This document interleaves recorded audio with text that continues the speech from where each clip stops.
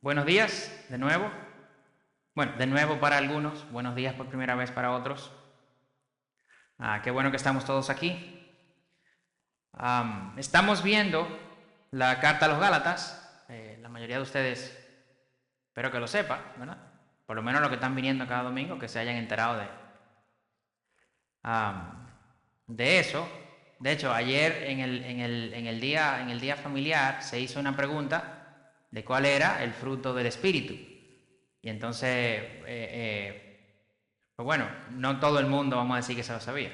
Entonces había gente que estaba diciendo, pastor, no le ponen atención, porque estábamos el domingo pasado hablando del fruto del Espíritu. Entonces, yo sé quién no me pone atención, pues yo lo voy de aquí arriba y lo voy anotando, así que ya lo saben. Pero bueno, hoy vamos a ver el capítulo 6 de la carta a los Gálatas. Vamos a ver de los versículos 6:1 al 5. Y antes de leer, quería un poco recapitular y comentar ciertas cosas de lo que vimos el domingo pasado. Porque el domingo pasado terminamos hablando de cómo andar en el Espíritu. Decíamos que esto era dejarse guiar, porque el Espíritu nos guía, nos empodera, ¿verdad? Nos vivifica, pone todo su poder a disposición nuestra, básicamente, para nuestra santificación. Pero que al final, esta de vivir, dejarse guiar por el Espíritu era algo que nosotros teníamos que hacer y que el Espíritu no lo iba a hacer por nosotros. Cerrábamos de hecho con una cita muy interesante de J.I. Packer que decía que la santidad por formación de hábitos no es santificación propia por mis propias fuerzas, sino simplemente un asunto de entender el método del Espíritu y mantenernos en su paso. Que eso no es un tema de obras, sino que entender el método de cómo el Espíritu trabaja. Decíamos que estos hábitos no se forman solos, ni que el Espíritu nos va a forzar a hacer. ¿Qué sí puede pasar? Puede ser que el Espíritu, pues, en su providencia haga que se vaya la luz y tengamos un par de horas sin nada que hacer, decimos nosotros, ¿verdad? O que una visita que venía a la casa, pues ahora canceló y de repente nos encontramos con 2 horas de esas que nunca aparecen para leer la Biblia y para orar. Puede ser que el Espíritu haga eso, pero no lo va a hacer todos los días, no lo va a hacer todas las semanas. Nosotros somos los que tenemos que procurar formar estos hábitos. Sin embargo, hay algo que debemos aclarar. Todas estas cosas hemos dicho que tenemos que hacerlas nosotros, porque es parte de vivir en el Espíritu. Pero también sabemos que vivir en el Espíritu es vivir por fe. Gálatas 5:25 dice, si vivimos por el Espíritu, andemos por el Espíritu. Gálatas 2:20 dice, con Cristo he sido crucificado y ya no soy yo el que vive, sino que Cristo vive en mí. Y la vida que ahora vivo en la carne, la vivo por fe en el Hijo de Dios, quien me amó y se entregó a sí mismo por mí. Gálatas 2:3 dice, ¿recibieron el Espíritu por las obras de la ley o por el oír con fe? Tan insensatos son, habiendo comenzado por el Espíritu, van a terminar ahora por la carne. Y en la carta a los Gálatas entonces vemos que vivir por el Espíritu es vivir por fe, pero también vemos que vivir por las obras es vivir por la carne. Y entonces estamos diciendo que estas cosas tenemos que hacerlas nosotros, como si fueran obras. Pero esto no es una contradicción. Vivir en el Espíritu es vivir por fe. Vivir por fe es vivir en el Espíritu. Pero alguien puede preguntar, bueno, hacer estas cosas entonces son obras, ¿no? La respuesta es no.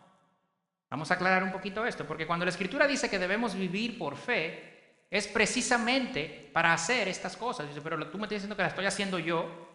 ¿Y cómo es eso que vivir por fe? Bueno, vamos a explicártelo un poquito. Primero es que nosotros contamos con el poder del Espíritu para hacerlas. Por fe. Porque contamos con ese poder del Espíritu, porque confiamos en ese poder del Espíritu, porque tenemos nuestra fe puesta en ese poder del Espíritu para poder hacerlas. Decía John Piper que él a veces tenía este dilema. Muy temprano en la mañana estaba en la cama y decía, ¿soy yo que me estoy parando o es el Espíritu que me está haciendo que me pare de la cama? porque yo no me quiero parar de la cama. Yo tengo sueño y me quiero quedar durmiendo. Y entonces él decía, si Dios quiere que yo me pare de la cama, pues yo me voy a parar de la cama. Obviamente, eso hace mucho tiempo ya, y luego él maduró, digamos, creció, entendió más de la palabra, de que eso no era así. Entonces nosotros creemos las promesas del Espíritu de que funcionan. Esto es vivir por fe.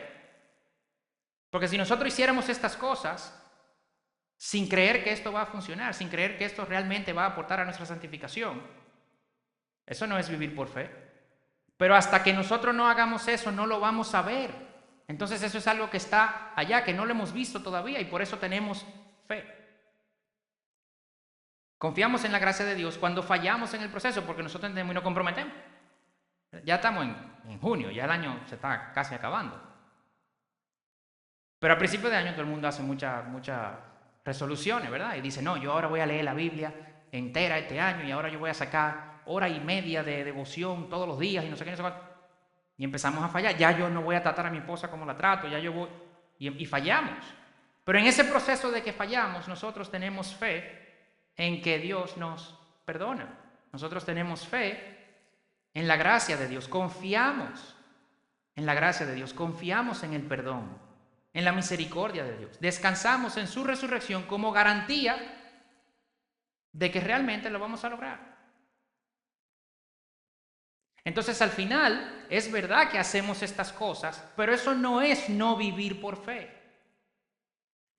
Porque la hacemos confiando en su poder, confiando en sus promesas, confiando en su perdón, descansando en el poder de la resurrección, y eso es vivir por fe a pesar de que tengamos que hacer estas cosas. Esto no es vivir por obras. De hecho, si nosotros empezamos a hacer estas cosas sin confiar en su poder, sin confiar en su perdón, yo me pongo esta meta y arranco a hacer, y cuando fallo, entonces estoy desesperado y no sé qué hacer, y me golpeo y me golpeo y me golpeo. Yo no estoy confiando en su gracia. ¿Qué yo estoy haciendo entonces? Yo estoy haciendo lo mismo que los judaizantes querían que los gálatas hicieran. Es exactamente eso. Confiar en nosotros. Confiar en que son mis obras y las cosas que yo haga lo que me va a ganar el favor de Dios. Y esto no es así. Nosotros hacemos estas cosas en respuesta a el sacrificio de Cristo. Como consecuencia, digamos, de su resurrección. Como dice Pablo en Romanos 12:1, este es nuestro culto racional. Es lo lógico. Lo lógico es, lo que tiene sentido es que después que Cristo muere por nosotros y resucita, y nosotros ponemos nuestra confianza en Él, y nosotros ponemos nuestra confianza en su poder, nosotros ponemos nuestra confianza en su perdón, lo lógico es que vivamos haciendo estas cosas. No tiene sentido que no lo hagamos. Eso dice Pablo. Entonces yo no puedo hacer estas cosas desde una posición, tengo que hacerlas para alcanzarlo. No. Yo las hago desde una posición, tengo que hacerlo porque ya Cristo lo hizo por mí, ya Cristo lo alcanzó y ya yo lo alcancé en Cristo. Y como ya yo lo alcancé en Cristo, ¿qué hago yo que no estoy orando? ¿Qué hago yo que no estoy leyendo la palabra? ¿Qué hago yo que no estoy profundizando mi relación con Dios? Esto no tiene sentido si no lo estoy haciendo. Eso es vivir por fe. Y si nosotros no venimos a estas cosas, ¿y por qué hago esta introducción un tanto larga? Porque vamos a hablar ahora de una parte ética, una parte moral, una parte de cómo nosotros lidiamos con las cosas, que evidentemente implica no solo entender y poner fe, sino hacer. Entonces es bueno que tengamos claro esto. Tenemos que verla en su contexto doctrinal, esta parte ética y moral correcta, que es por fe. Es por medio de la fe que yo formo estos hábitos que me van a llevar a ver luego el fruto del Espíritu en mi vida. Entonces hoy vamos a continuar en el capítulo 6, donde se hace énfasis en una forma, una manera de mostrar este fruto. Y así como en otros pasajes del Antiguo Testamento también, pero se hace mucho énfasis en el Nuevo Testamento, acerca de las relaciones con otros. Así que con esta introducción, si ustedes creen que esa introducción fue larga, ahora van a ver el mensaje. Vamos a leer del verso 1 al verso 5 del capítulo 6 de Gálatas. Dice así: hermanos, aun si alguien es sorprendido en alguna falta, ustedes que son espirituales, restáurenlo en espíritu de mansedumbre, mirándote a ti mismo, no sea que tú también seas tentado. Lleven los unos las cargas de los otros y cumplan así la ley de Cristo. Porque si alguien se cree que es algo no siendo nada, se engaña a sí mismo. Pero que cada uno examine su propia obra y entonces tendrá motivo para gloriarse solamente con respecto a sí mismo y no con respecto a otro, porque cada uno llevará su propia carga. Padre, gracias por tu palabra. Gracias, Señor, por tu espíritu que la inspiró. Gracias, Señor, por tu espíritu que nos ilumina para entenderla. Yo te pido, Señor, una porción especial de tu espíritu en este día. De manera, Padre, que en la medida que vemos este pasaje que habla de las relaciones entre nosotros, que sea tu espíritu, Señor, ministrando a nuestros corazones, a nuestras mentes, aclarando cosas. No nos dejes confundir. Ayúdanos, Señor, a entender lo que tú quieres que entendamos. Y ayúdanos, Señor, a ver cómo estas cosas podemos mostrarlas en nuestras vidas.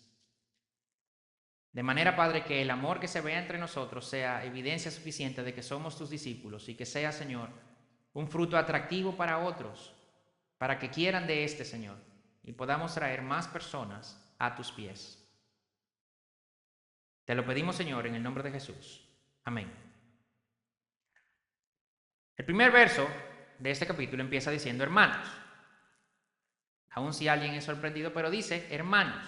Pablo se está dirigiendo a creyentes, nacidos de nuevo, adoptados en la familia de Dios.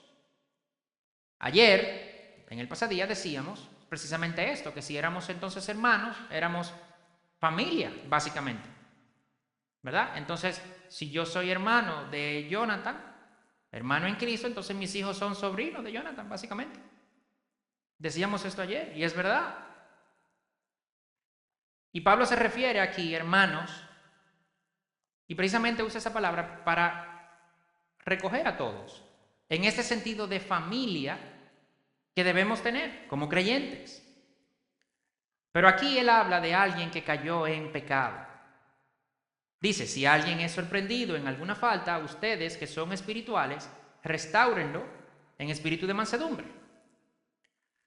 Esto es alguien que cayó en este pecado, que no necesariamente era habitual en él, pero tampoco necesariamente es un pecado de un momento, sino puede ser que se empiece a ver un patrón en esta persona. Pero no es alguien que esta es su forma de vida, eso es otra cosa. Hay otros pasajes que nos dicen cómo manejar personas que están en pecado, viviendo en pecado y que no se arrepienten de eso. Eso es otra cosa. Este fue sorprendido, ¿verdad? Y cayó en este pecado, está cayendo en este pecado, en este patrón de pecado, y hay que restaurarlo. Entonces, esto ya implica varias cosas. Primero, que el caer en pecado es parte de la vida cristiana. Eso es lo primero que implica. Ahora, esto no implica que debemos normalizar el pecado. No. Porque el pecado fue lo que llevó a Cristo a la cruz. De normal eso no tiene nada. Dios lo odia. Nunca debemos acostumbrarnos al pecado. Pero tampoco podemos olvidar que estamos todos batallando contra el pecado todavía. Y que esta batalla la seguiremos teniendo hasta que lleguemos a la gloria. Y lo segundo que esto implica al mismo tiempo y como por consecuencia, ¿verdad? Es que cuando lidiamos con pecado, muchas veces tenemos que enfrentarlo, tenemos que confrontarlo. Confrontarlo, oigan esta palabra que no nos gusta, porque no nos gusta confrontar. ¿Verdad? Confrontar es sentarse donde una persona y decirle, María, estás pecando. A mí no me va a gustar hacer eso. A María tampoco le va a gustar que se lo digan, porque te están señalando algo malo. Y cuando me dicen a mí, no, tú estás pecando, yo digo, espérate. Eso no es divertido. Eso no es del buen tiempo que pasamos ayer, por ejemplo. Pero esto es parte de ser hermanos. Pero el fin de esto es la restauración de ese hermano. La palabra aquí en el griego implica restaurar. Ese es su significado, restaurar, poner en orden, arreglar, reparar. Se usaba para arreglar una red de pesca. Se usaba para enmendar un hueso roto. ¡Wow! ¿Qué es lo que hace el pecado? El pecado, ¿qué hace? Me aleja de Dios, rompe mi relación con Dios. Me aleja de otras personas, rompe mi relación con otras personas. Y aquí lo que dice es que nosotros tenemos que restaurar, usando esta palabra, al pecador. ¿Qué significa esto? Que no es solo ir donde la persona para que la persona deje de pecar. Si yo tuve un problema con María y alguien viene y me dice, Yannick, ofendiste a María, pecaste, me está confrontando, yo acepto la confrontación, no debe solamente pararse en que ya yo deje de ofender a María. Eso hay que restaurarlo. ¿Qué significa eso? Que yo tengo que ir donde María ahora también y ver cómo arreglamos el daño que yo causé. Eso es restaurar. Enmendar relaciones afectadas. Recibir a la persona nuevamente en la comunidad de repente. Douglas Moo dice, restaurar al ofensor es poner las cosas en orden al integrarlo nuevamente en plena comunión con el Señor y con sus hermanos y hermanas. Eso que causó el problema se corrigió. Ya no se está haciendo, pero hay que enmendar esas relaciones. Si no, no es una restauración. Eso es lo que implica esto. Y Pablo también nos dice quiénes tienen que hacer esto. Dice ustedes que son espirituales. Entonces, mucha gente puede entender esto como esto es para los pastores. Pues son los espirituales, ¿verdad? No, el pastor es un ser espiritual. Pues no. No es para los pastores. No, es verdad, para los pastores no. Pero para los ancianos. Los ancianos también. Los ancianos también son espirituales. No. Bueno, pues para los diáconos. No. Bueno, gente madura en la fe. No. Ustedes que son espirituales, ¿saben qué viene Pablo diciendo? Del fruto del Espíritu, ¿no? Pablo viene diciendo de cómo vivimos en el Espíritu. ¿Y a quién se lo viene diciendo? A todos los Gálatas. Ustedes que son espirituales, ustedes que viven en el Espíritu, son los que tienen que hacer esto. ¿Quiénes? Todos. Todos los creyentes.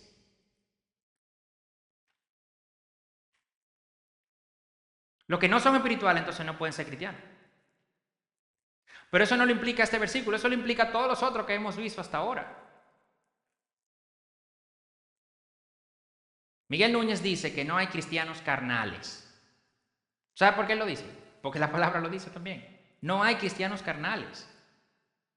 Eso de cristiano carnal es una contradicción, porque el cristiano es espiritual.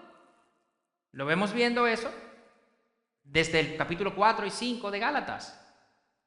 La vida cristiana es una vida espiritual, en el espíritu. Entonces, cuando alguien habla de un cristiano carnal, no, eso es una contradicción.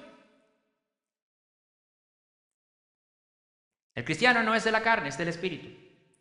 Puede haber cristianos en pecado, eso sí, claro que sí. Pero estamos viendo una de las formas de cómo lidiar con eso. Pero eso no significa que esa persona sea carnal. Cuando decimos, no, eso es un cristiano carnal, probablemente esa persona no sea cristiana. Probablemente esa persona no sea cristiana. Porque un cristiano carnal es una contradicción. Ciertamente hay casos, ¿verdad?, de pecado, en lo que se puede sorprender a alguien en el pecado y cuando se va a restaurar, pues se necesita una persona con mayor madurez que yo para lidiar en esa situación. Eso puede ser, eso puede darse. Pero eso no significa que yo me puedo librar de la responsabilidad de si yo veo a mi hermano en pecado, es muy posible que yo tenga que ir a confrontar y que yo tenga un rol ahí en esa restauración. De repente tengo que llamar a otra persona para que me ayude con eso. Pero yo no me puedo librar de esa responsabilidad. La responsabilidad de la restauración no es para los pastores, los ancianos, los diáconos, los maduros. No, es para todos los cristianos. ¿Y cómo se hace eso? Bueno, ahí lo dice, con espíritu de mansedumbre, de gentileza, con tacto, no arrolladoramente, cuidando el corazón del ofensor y cuidando mi corazón también. Porque yo puedo ser tentado en ese proceso. Yo puedo ser tentado con muchas cosas en ese proceso, pero el contexto yo creo que se refiere a ese orgullo que me pudiera decir mientras veo ese pecado, mientras lidio con esta persona, no, pero yo nunca caería en algo así. O que me puede decir, yo no sé cómo alguien hace eso, imagínate tú. O mira, yo voy ahí, pero no vale la pena hablar con esa persona. No vale la pena. Yo no tengo mucho tiempo para eso tampoco. Mira, que vaya otro porque que yo no tengo, para pregar con fulano yo no tengo paciencia. O tú llegas y le dices, mira fulano, pero ¿cómo se te ocurre hacer eso? Tú no estás viendo lo que está haciendo fulano. Pero ¿y cómo se te ocurre? Y cosas así. Entonces Pablo dice, espera. Cuidado de que tu corazón sea tentado también en este sentido. Y eso recuerda en Mateo 7, cuando Jesús nos dice que tenemos que quitar la viga de nuestro ojo antes de quitar la paja en el ojo del otro. Alguien leía un libro que decía, es posible que alguien haya caído en un adulterio. Es un pecado grande. Y yo, ¿cuál es mi pecado aquí? Que yo no tengo paciencia para bregar con eso. Entonces tú dices, no, el pecado de adulterio es un pecado más grande que la falta de paciencia. ¿Verdad que sí? No, ok. No es esa la discusión. La discusión, lo que Jesús quiere decir es que, mira, el pecado tuyo, independientemente del pecado del otro, el tuyo para ti siempre es una viga. ¿Se entiende eso? No es que ese versículo solamente aplica cuando el adúltero soy yo y el impaciente es el otro. Entonces yo tengo una viga en mi ojo. No. Lo que eso quiere decir es que el pecado tuyo para ti siempre es una viga, siempre. No importa el que sea. Y el del otro para ti siempre es una paja. Eso es lo que dice Jesús aquí. Robert Jones escribe un libro, En busca de la paz se llama. Y él menciona 8 pasos previos antes de confrontar, que yo creo que nos pueden ayudar y yo los voy a mencionar. No voy a explicar cada uno, ¿ok? Creo que con lo que voy a decir se explican, pero vamos a mencionarlos. El primero, hacerse esta pregunta: ¿he examinado mi pecado y se lo he confesado a Dios y a los otros que he ofendido y he buscado su perdón antes de? O sea, yo voy a confrontar, pero yo he examinado mi pecado, y yo le he pedido perdón a Dios, y yo le he pedido perdón a los otros que he ofendido antes de yo ir a confrontar a la otra persona. A esa persona que yo voy a confrontar, yo digo confrontar, pero es para restaurar, ¿ok? La he perdonado en mi actitud. O sea, la actitud con la que yo vengo hacia esta persona es una actitud de que ya él está perdonado. Una actitud de perdón. O yo vengo, vamos a ver qué pasa. No es lo mismo. 3. Entiendo con claridad que la meta es reconciliar la relación y no vencer un enemigo o ganar un argumento. 4. Estoy convencido de que esta es la acción más amorosa que yo pueda hacer. No hay otra. Esta es la más amorosa que yo estoy convencido de eso. 5. Estoy cultivando y expresando las características del fruto del Espíritu en la medida que voy a hacer esto. 6. Estoy dispuesto a seguir los pasos bíblicos que puedan ser necesarios. Mateo 18. Es decir, yo voy a confrontar ahora, pero la persona no se arrepiente. Yo estoy dispuesto a ir con otra persona. Y si luego no se arrepiente, voy con otra y lo llevo a la iglesia. ¿Por qué la pregunta? Porque al final, cuando yo digo que yo voy a ir a confrontar, yo tengo que reconocer que yo estoy como veremos en el próximo versículo, llevando la carga de esa persona ahora en mis hombros. Entonces, ¿estoy yo dispuesto a seguir todos los pasos? ¿Estoy buscando agradar a Dios y temer a Dios más que a las personas? Y por último, ¿necesito algún consejo bíblico antes? Necesito preguntar a una persona con mayor madurez que yo, con mayor experiencia que yo. Oye, mira, ¿qué hago? Yo creo que si nos hacemos esas 8 preguntas, estaremos en una mucho mejor posición para hacer esto de confrontar, para restaurar. Porque Pablo nos dice, a eso hay que hacerlo, pero cuidando de ser nosotros tentados. Y estas preguntas nos ayudan a guardarnos. Dice Paul Tripp en su libro, no me acuerdo cómo se llama el libro, se me olvidó el nombre del libro, pero Paul Tripp, Instrumentos en manos del Redentor, se me confundió entre inglés y español. Dice que cuando estamos confrontando, restaurando, aconsejando a otra persona, Dios está trabajando en esa otra persona a través de mí. Pero Dios está trabajando en mí también en ese proceso. Entonces, parte de vivir en el Espíritu es esto, restaurar al hermano con gentileza, cuidando de yo no caer. Y alguien puede decir, oye, pero es que, vamos a ver, una cosa es que yo muestre los frutos del Espíritu, ¿verdad? Y que yo me preocupe por mostrar los frutos del Espíritu. Y otra cosa es que además de yo tener que mostrar los frutos del Espíritu, yo tengo que caerle atrás al pecado del hermano. Esas son cosas muy diferentes. Bueno, mira, si eso te parece mucho, vamos a leer ahora el versículo 2. Porque el versículo 2 dice, lleven los unos las cargas de los otros y así cumplan la ley de Cristo. Esto no es solo de restaurar, que sí, esto es llevar la carga de los otros, pero esto no es solo de restaurar. Es que tenemos que llevar las cargas de los otros. ¿Y esto qué significa? Cargar, soportar, tolerar, ayudar, levantar, remover, aguantar. Las cargas. ¿Qué son las cargas? Cosas pesadas. Cosas pesadas. Circunstancias. Personas, situaciones, hechos. Puede ser pecado, como dice el versículo 1, pero puede ser una debilidad de la persona. Pueden ser sufrimientos, necesidades, materiales inclusive, dolor. Y esto implica 2 cosas.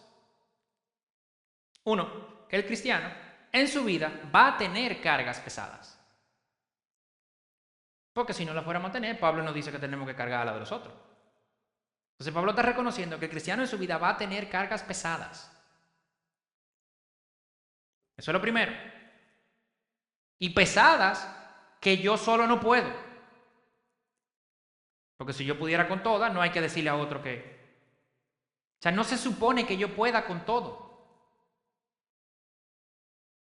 Y alguien dice, ven acá, pastor, pero Jesús dice que le demos nuestras cargas a Él. Entonces, ¿cómo es eso?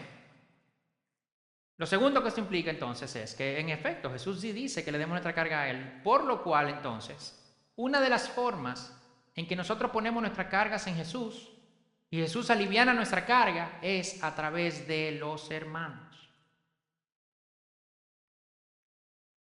Jesús sí dice, pongan su carga en mí, lleven la mía, que la mía es liviana.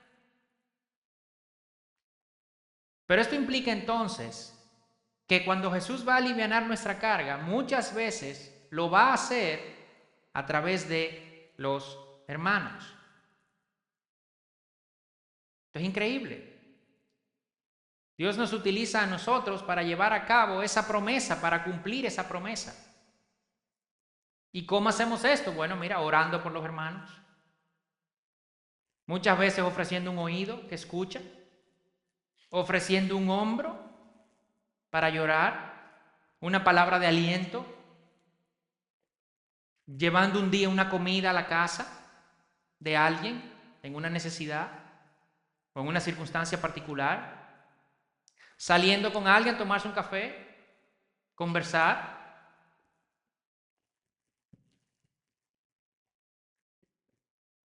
Ayudando con los niños. Eso es parte de llevar la carga de los otros. Por cierto, yo tengo aquí escrito, justo después de salir a tomar un café, ayudando con los niños. No me lo inventé ahora, ¿ok? Ese niño salió corriendo porque Dios sabía que yo iba a decir esto. Amén. ¿O ustedes creen que eso Dios no está en control de eso? Ayudando con los niños. Hay 1000 formas de llevar las cargas de los otros. ¿Sabes cómo sabemos eso? Tú ves a la persona y generalmente tú lo ves y tú dices, sí, yo pudiera ayudar así. Generalmente lo vemos y lo sabemos. No hay que coger cursos de consejería y tal. No. Tú lo ves y tú dices, sí, yo puedo ayudar de esa forma. Pero muchas veces la molestia es mucha. Y entonces, ¿sabes? O sea, lo sabemos, pero no, yo no sé. Hay que averiguar antes de, porque uno no se puede precipitar. ¿Me entiendes? ¿No? Y ahorita la otra persona también se puede ofender, entonces yo mejor. No, ese es el orgullo en tu corazón. Muchas veces nos da vergüenza ofrecer ayuda. Increíblemente. Pero nos da vergüenza ofrecer ayuda. Pero muchas veces nosotros tampoco queremos la ayuda. ¿Sabe por qué? Porque nos hace vulnerables. Nos hace ver débiles. Y nuestro orgullo no nos deja.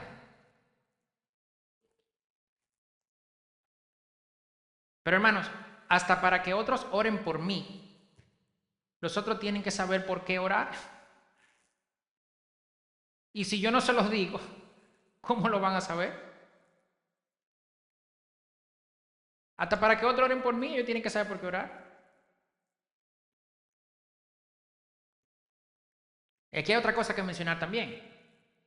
Lo que para mí es una carga, es posible que para otra persona no lo sea. Sin embargo, eso no quita que para mí sigue siendo una carga. De repente, viene Nelson donde mí con algo y yo en mi mente estoy pensando y yo no entiendo cómo es que Nelson está lidiando con eso. O sea, eso no es la gran cosa, pero por favor, ¿entiendes? A mucha gente le ha pasado muchas otras cosas. Oye, yo puedo decir todo eso. Sin embargo, para Nelson, eso es una carga.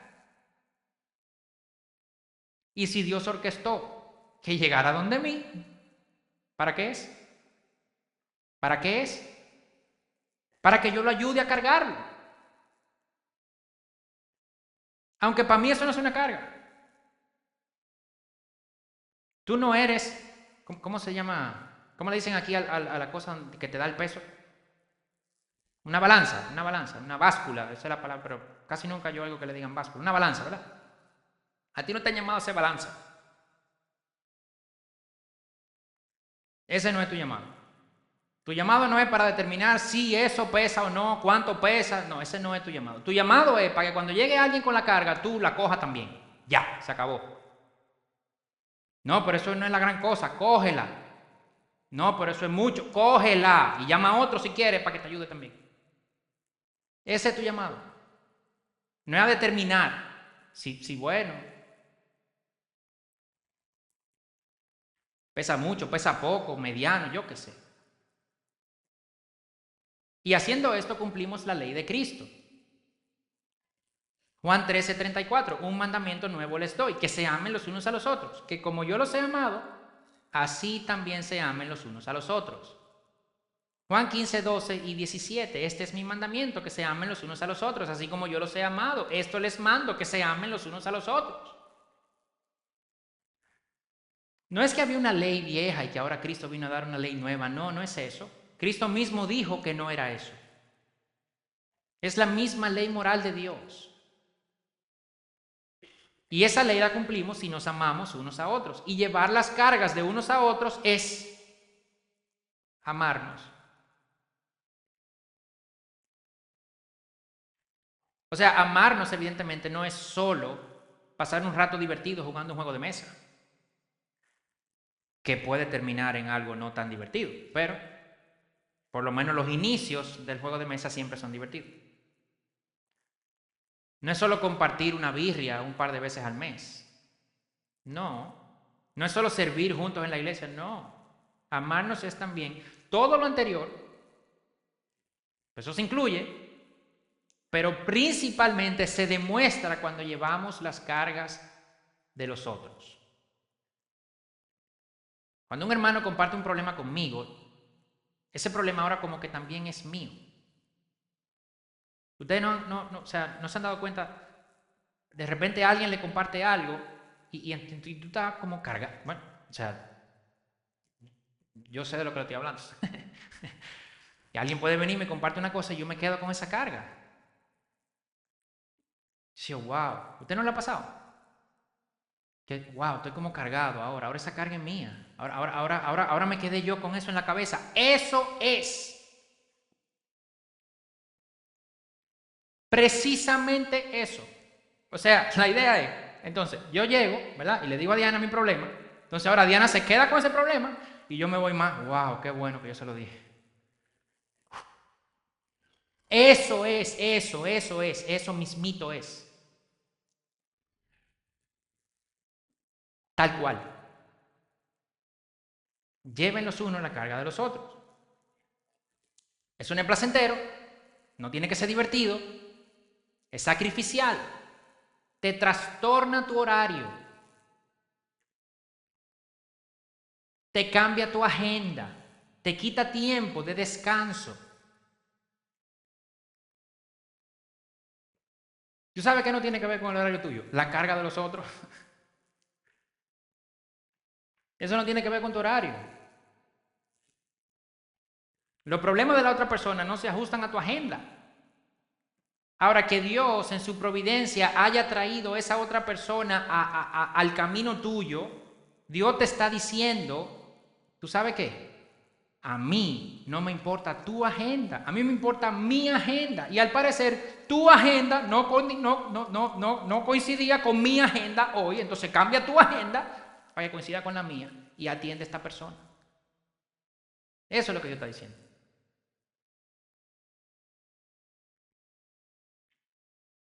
No es si tú quieres, no es si tú quieres, porque nuestra tendencia natural, pecaminosa, es a no hacer este sacrificio. Entonces, si tú quieres, es que así van a cumplir la ley de Cristo.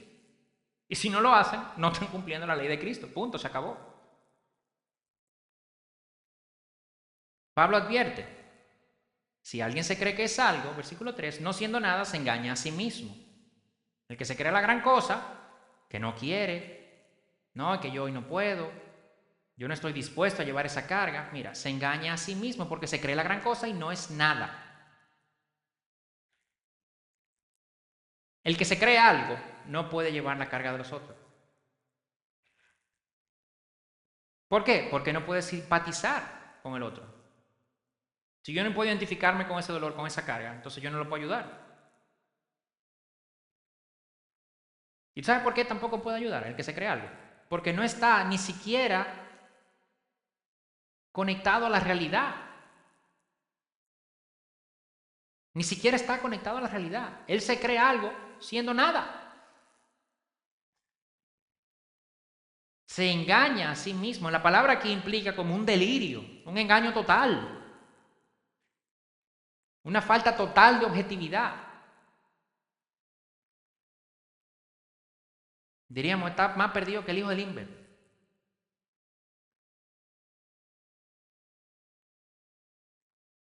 Nosotros podemos encontrar consuelo en Cristo porque Cristo se identifica con nosotros. Hebreos 4:15 dice, porque no tenemos un sumo sacerdote que no pueda compadecerse con nuestras flaquezas, sino uno que ha sido tentado en todo como nosotros, pero sin pecado. Cristo mismo, siendo igual a Dios, Filipenses 2, se vació para identificarse con nosotros. Se vació. Cuando tú quedas vacío, ¿qué queda ahí adentro? Nada. Cristo, que era todo, se hizo nada para identificarse con nosotros. Si nosotros hubiésemos sido algo antes, Cristo no tiene que hacerse nada, se hubiese quedado con algo. Pero nosotros, ¿qué éramos? Nada. Entonces Él se hizo nada, se vació para identificarse con nosotros y para llevar nuestra carga más pesada, nuestro pecado, nuestro castigo, nuestra condenación. Entonces ahora nosotros nos creemos algo, nos creemos la gran cosa y no queremos identificarnos con el dolor y la carga de los otros. Eso no tiene sentido. Eso no tiene ningún sentido. Dice Pablo, versículo 4, porque cada uno examine su propia obra y entonces tendrá motivo para gloriarse, solamente con respecto a sí mismo y no con respecto a otro. El problema siempre es la comparación. No te creas mejor que el otro, porque tú no eres nada. Él tampoco. Ustedes son iguales. Son todo en Cristo. Pero fuera de Cristo, nada. Entonces no te centres en la comparación. Tú examina tu propia obra. Examinar, probar, implica medirse contra algo. Tú mira tu propia obra en el espejo de la palabra de Dios. Y solo ahí tú te puedes gloriar. Solo ahí tú te puedes gloriar. Dice, yo me puedo gloriar. Claro que sí. Claro que sí que te puedes gloriar. ¿Qué dice Jeremías 9? 23 y 24. Así dice el Señor. No se gloríe el sabio de su sabiduría. No se gloríe el poderoso de su poder. No se gloríe el rico de su riqueza. Mas el que se gloríe, gloríese de esto. De que me entiende y me conoce. El que se va a gloriar, gloríese de que me entiende y me conoce. De eso sí.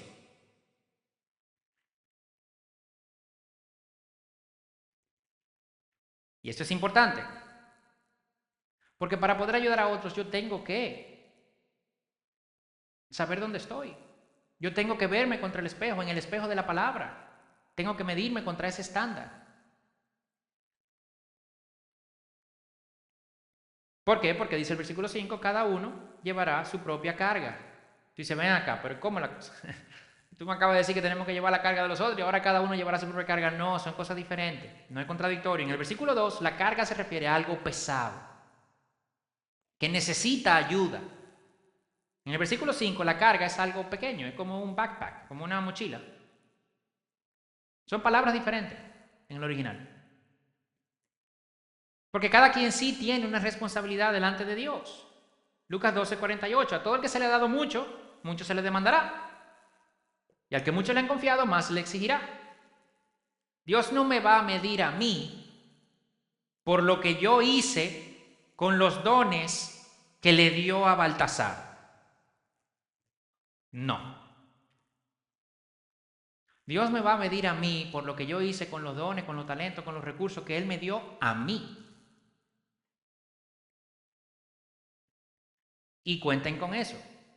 Nos van a medir. Vamos a rendir cuenta en el juicio final. ¿Qué tú hiciste con lo que yo te di? ¿Qué tú hiciste cuando esa persona... Yo te di el tiempo. No, pero es que yo tenía la agenda libre. No. Tu agenda estaba mal, acuérdate, ya lo vimos. ¿Entiendes? La agenda tuya, la correcta, la tenía yo y tú tenías el tiempo ahí. Entonces, ¿qué tú hiciste con ese tiempo? Entonces llega esta persona que está pasando por esto, ven acá, pero tú sabes de eso. Pues tú el año pasado te pusiste a leer 4 o 5 libros de ese tema. Pues tú podías dar una palabra a esa persona. Tú pasaste por eso ya. Entonces, es un recurso que yo te di. Esa experiencia es un recurso que yo te di. ¿Y qué tú hiciste con eso? Nada. Llegó la persona, no, mira, llámate al pastor, ¿sabes? Para que él te saque una parte. Entonces tú conversas con él. Sí, porque eso es para lo espiritual. No, nada de eso. De nuevo, hay casos y hay casos, como lo dijimos al principio. De repente hay un caso que tú dices, no, espérate, tengo que llamar a alguien. Bueno, excelente, está bien. Ya estás haciendo lo que debes hacer. Pero nosotros no podemos librarnos de esta responsabilidad. Dios sí nos va a pedir cuenta de todo lo que nos dio. Tiempo, recursos materiales, personas, hijos, familiares, amigos, trabajos. Todo eso. Alguien puede preguntar, venimos hablando del fruto del Espíritu, de vivir una vida espiritual. ¿Cuál es la insistencia con las relaciones? El problema no es con Dios. O sea, ¿cómo es que ahora el problema es como con la gente? Terminamos el domingo pasado diciendo que el fruto del Espíritu es para ser compartido, no para ser exhibido, ¿verdad? Como un exhibidor de museo, no. Para ser compartido con otros. Y realmente esto va en contra de lo que muchos cristianos, lamentablemente, durante mucho tiempo, y me imagino que algunos todavía pensarán así, pero ni hablar de otras religiones, que para ser espiritual yo me tengo que apartar del mundo. ¿Verdad? O que si yo soy espiritual, me tengo que apartar del mundo. O sea, los monjes budistas se aíslan, ¿verdad? En un monte allá arriba. Pero no solo son los budistas. Hay cristianos también que lo hacían. Son monasterios. Los monasterios empezaron por eso, porque la gente se fue a quedarse solo ahí. En la contemplación y en la meditación. Aislados. Hay un grupo de cristianos que se conoce como los padres del desierto. ¿Por qué? Porque se fueron al desierto y se quedaron solos ahí.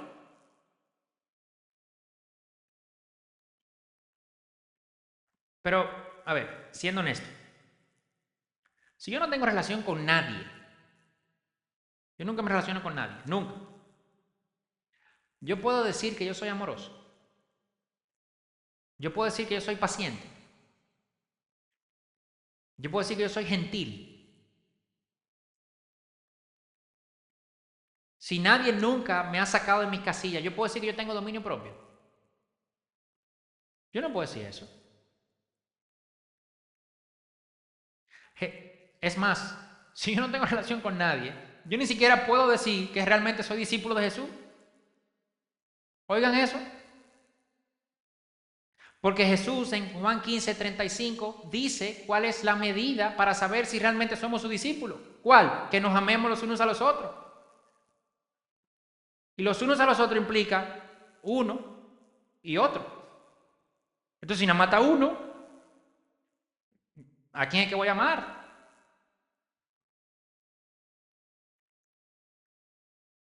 Pablo en sus cartas empieza con la doctrina, generalmente, y luego termina aplicando esa doctrina, ¿dónde? En nuestras relaciones con los demás.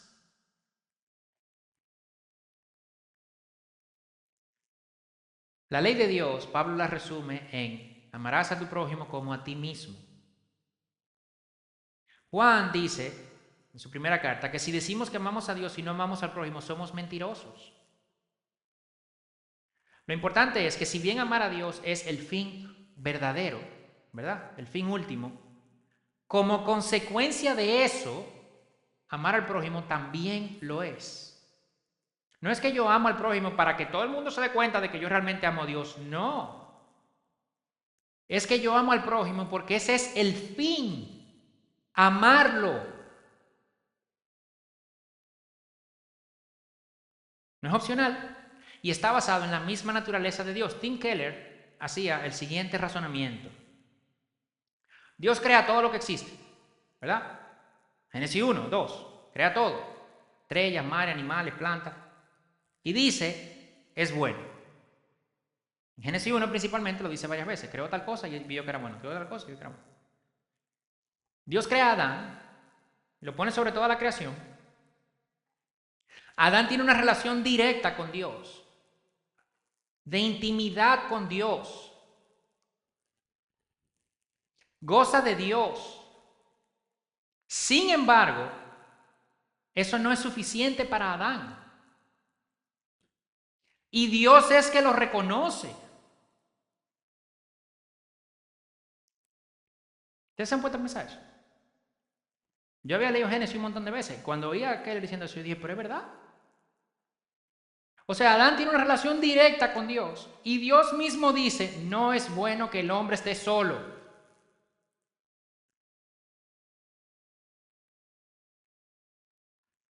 Que habla de la humildad de Dios. Tú me tienes a mí, pero yo no soy suficiente. ¿Por qué? Porque el hombre fue hecho a imagen y semejanza de Dios. Y Dios no es uno solo, Dios son tres. Desde toda la eternidad, Padre, Hijo y Espíritu Santo tenían una relación de amor entre ellos. Se amaban entre ellos, compartían entre ellos. Y ahora hacemos al hombre a imagen y semejanza de Dios y lo dejamos solo. No. Porque el hombre solo no refleja la imagen y la semejanza de Dios. Para hacerlo bien tenemos que tener otra gente al lado. Para que de verdad reflejemos la imagen de Dios tenemos que tener una relación con una persona al lado. ¡Wow! Entonces cuando le hacen a Eva, que podemos hablar de la relación esposo-esposa, pero principalmente es alguien diferente a Adán. Humano también, pero diferente a Adán. Y entonces Dios dice, esto es bueno en gran manera. ¡Wow! El problema es que Dios es un Dios trino. Entonces, esto de las relaciones no es opcional. No es opcional. Cuando el hombre no se relaciona, va en contra de su propia naturaleza.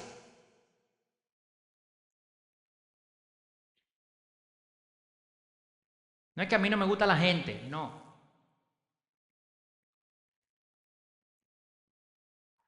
Eso no es. El amor al prójimo es un fin en sí mismo, que exalta a Dios también, así como amar a Dios sobre todas las cosas. Uno no se da sin el otro.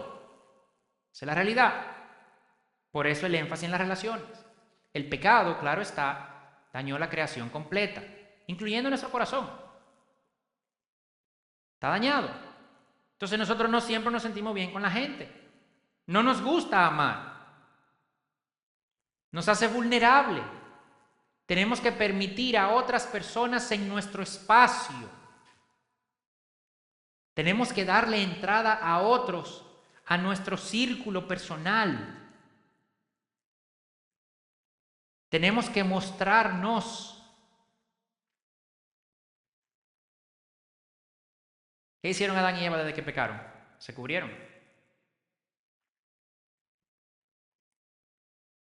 Dios nos dice, a ver, lo que yo quiero es que ustedes se parezcan a mí.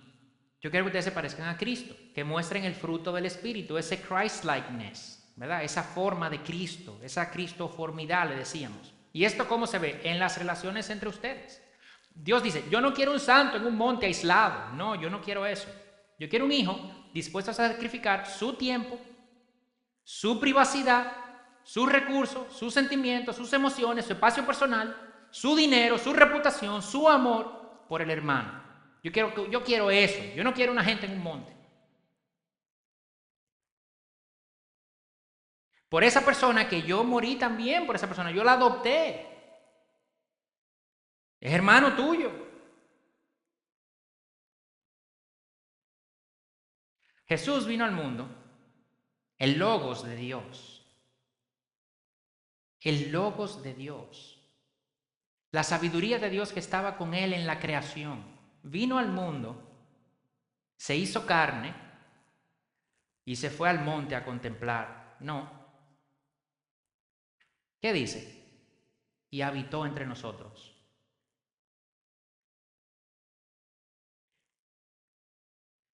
Se codeó con la gente. Hizo amigos.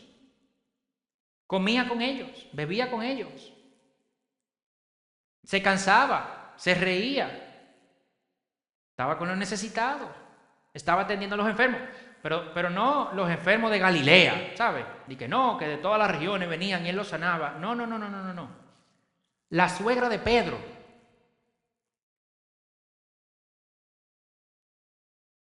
¿Ustedes entienden por qué yo hago esa diferencia? Porque él, no, claro, él vino a sanar los enfermos. No, no, no. Él se preocupó por la suegra de su amigo Pedro.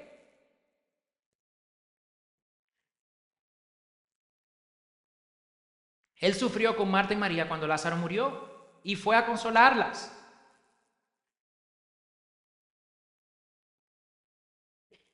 Él se dejó molestar. Él se dejó molestar. Hasta la muerte. Y muerte de cruz. Pero pasando por la enfermedad de la suegra de Pedro. Pasando por la muerte de Lázaro. Pasando por alimentar a la gente que tenía hambre. Si no se recuerdan, cuando se multiplicaron los panes y los peces, se iban porque estaban cansados. Y la gente les cayó atrás. Bueno, ok, seguimos. Habitó entre nosotros. El que quiere vivir una vida cristiana de piedad, de entrega y de devoción a Dios y no está dispuesto a ser molestado por los hermanos, no está dispuesto a vivir esa vida como dice la palabra de Dios. Pero pastor, es que hay gente y hay gente. ¿Usted me entiende, pastor? Recuérdese que todavía estamos batallando con el pecado. Y hay gente que tiene cosas. Mira, eso es cierto. Yo te voy a pedir que aguante un poquito, ¿ok? Porque tenemos esa esperanza en el cielo. Y si tú crees eso, cuando tú estés en el cielo, eso que está en tu corazón de pecado se te va a quitar. Porque ahí el problema eres tú, no es el otro. El problema eres tú, no es el otro. Pero, y el pecado del otro, pero ya lo dijimos, que es una paja. El problema es el tuyo, la viga en el tuyo. Eso no es excusa tampoco. Cuando lleguemos al cielo, tu corazón va a ser sanado y entonces tú vas a entender que era pecado en tu corazón lo que no te dejaba servir a los otros y llevar la carga de los otros. Nunca era culpa del otro.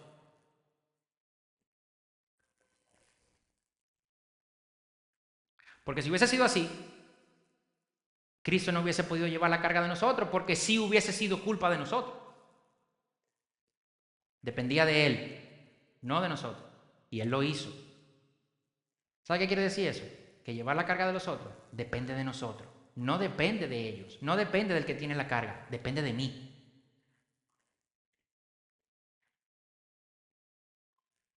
Gálatas 6:3. Si tú crees que eres algo, no te engañes.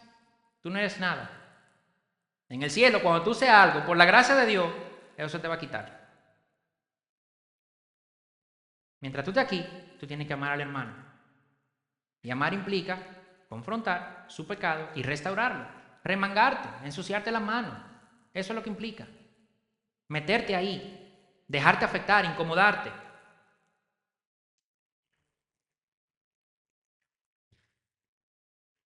Pastor, pero honestamente, ok, es verdad todo lo que te está diciendo. Pero usted sabe qué, yo no tengo, de verdad, yo no tengo ese amor por los hermanos.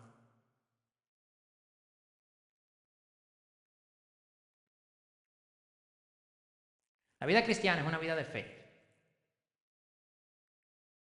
¿Pero fe en quién? ¿En qué? Es una fe en el sacrificio, en la obra, en la vida de Cristo. Cristo tomó mi carga más pesada, la que yo no podía, ni nadie me podía ayudar a cargar, y la llevó en sus hombros, en la cruz. Pablo nos advierte que no nos creamos algo siendo nada. Cristo era todo y se hizo nada para poder identificarse y poder morir en nuestro lugar primeramente. Pero también para decirnos, yo entiendo. Yo estuve ahí. Yo lo viví eso. Yo sé lo que es eso. Yo sé lo que es bregar con gente. Yo sé lo que es con que te molesten. Yo lo hice. Yo no tenía que hacerlo. Tú no me estás diciendo a mí nada que yo no haya vivido. Él habitó entre nosotros. Él sabe lo que es cargar el peso, no solo del pecado. Él sabe lo que es cargar el peso de las experiencias de la vida, consecuencias del pecado. Entonces, Él cargó tu pecado. ¿Sabe para qué? Para que tú ahora puedas cargar la carga del otro. Él cogió eso en la cruz para que tú ahora puedas ir donde el otro y decirle, mira, la carga, Cristo la cogió. Ahora mis hombros están libres, yo te puedo ayudar a ti. Para eso lo hizo. Para eso lo hizo. Él no te liberó de esa carga para que tú vivas descansado y para... No, no, no, no. Te liberó para que tú puedas ayudar a otros a llevar sus cargas. Y así sabrán que somos sus discípulos, porque nos amamos unos a otros. Vamos a orar. Gracias, Señor, por tu palabra. Gracias, Padre, porque Cristo quiso hacerse nada por nosotros para llevar nuestras cargas y permitirnos, Señor, estar ahí para llevar las cargas de otros. Gracias porque esto lo vemos en tu palabra y te pedimos, Señor, que tu Espíritu sea el que nos permita, el que nos empuje, el que nos lleve a no solo verlo en tu palabra, sino vivirlo en nuestras vidas.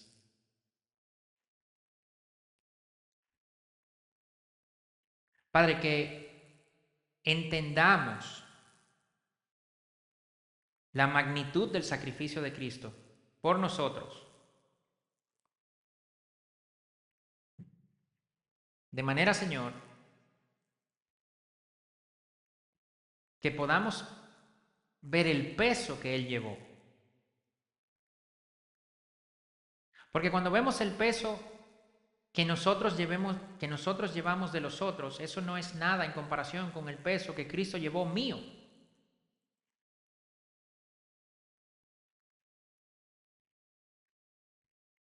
Yo te pido, Señor, que tu Espíritu tome esta palabra, la ponga en nuestra mente, en nuestro corazón, y nos dé la convicción que podamos vernos ante esta palabra, Señor, vernos en ese espejo, como dice Santiago, para ver el pecado que hay en nosotros, que no nos permite incomodarnos, que no nos deja sacrificarnos por los otros. Padre, quita ese pecado de nuestro corazón, quita esas cargas de pecado. Que podamos llevarla a la cruz, Señor, que podamos vernos en la persona de tu Hijo.